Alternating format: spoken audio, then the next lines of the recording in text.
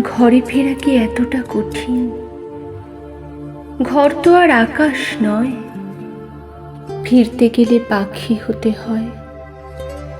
পাখির মতো দুটো ডানা থাকতে হয়। পায়ে হেঁটে এত দূরেও যাওয়া যায় অভিরূপ, যেখান থেকে ফিরতে গেলে আকাশ পেরোতে হয়। শূন্য অপেক্ষায়ও একটা খাঁ খাঁ নক্ষত্রের তাপ থাকে অভিরূপ।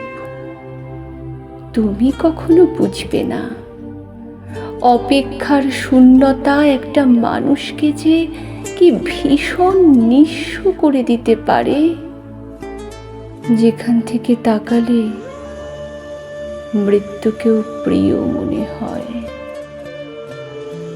অথচ প্রত্যেক দিন এই ক্ষত বিক্ষত শূন্যতার ভিতর আমি ফোঁটায় ফোঁটায় ছড়িয়ে পড়তে দেখছি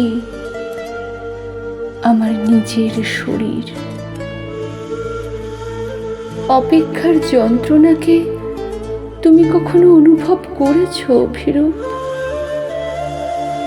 যে পাখিটাকে এনে তুমি আমার বুকের মধ্যে পুষে রেখেছিলে, তোমাকে ছুঁতে না পারার কষ্টে যন্ত্রণায় তার পাখা থেকে রোজ খসে পড়ছে একটা একটা করে পালক,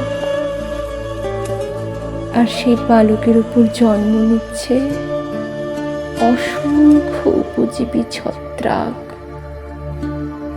এত নৃশংসতার সাথে খেয়ে ফেলছে ওরা পালকের সবটুকু উড়ান। পাখিটার বেঁচে থাকার কথা ভাবতে গিয়ে আমার কান্না পায়। যে চোখে জলের ফোঁটা দেখলে স্বর্ণ মুদ্রা বলে রুমালে কুড়িয়ে নিতে, সে চোখের এ প্রান্ত থেকে ও প্রান্ত এখন অশ্বমেধের ঘোড়ার মতো দাপিয়ে বেড়ায় 13টা নদী। তাদের অবাধ্য স্রোত খড়কুটোর মতো ভাসিয়ে নিয়ে যায় আমার বেঁচে থাকার লক্ষ লক্ষ দিন, আমার ভালো থাকার অসংখ্য সময়। সাধারণ মেয়েদের কোনো পুনর্জন্ম থাকে না। অপেক্ষার জীবাশ্ম বয়ে বয়ে যে ভালোবাসা আজ আমার রক্ত প্রবাল, আমি কিছুতেই তাকে মৃত্যুর হাতে তুলে দিতে পারবো না অভিরূপ। আমি বাঁচব অভিরূপ, মৃত্যুর পাঁজরে পাঁজরে আমি বাঁচব। তুমি যতদিন বেঁচে আছো